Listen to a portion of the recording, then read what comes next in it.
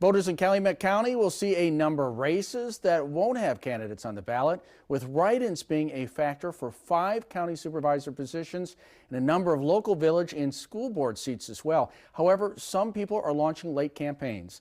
Tonight, I asked about what this means for the count and why there's such a lack of interest.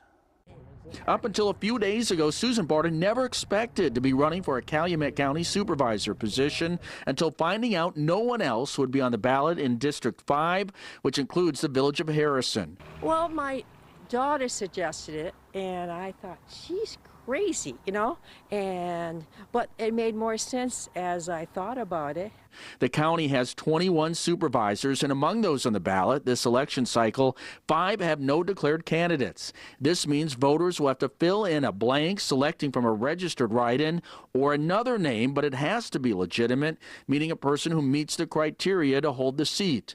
All of those districts have at least 1 registered write-in, and 1 district has 2 registered write-ins. All write-ins count, so whoever gets the highest vote is the winner. And we contact that person after board canvass. If they refuse, then the seat is open.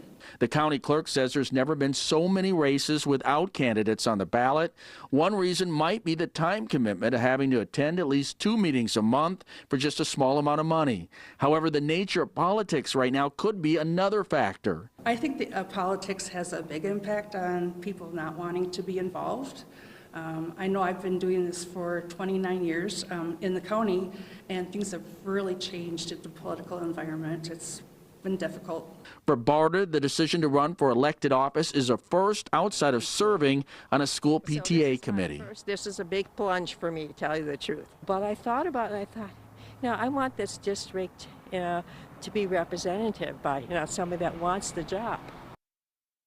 Also, a reminder, state law requires you to ask poll workers for a list of registered write-ins if you don't see any names on the ballot for a particular race, because they're not allowed to automatically provide them.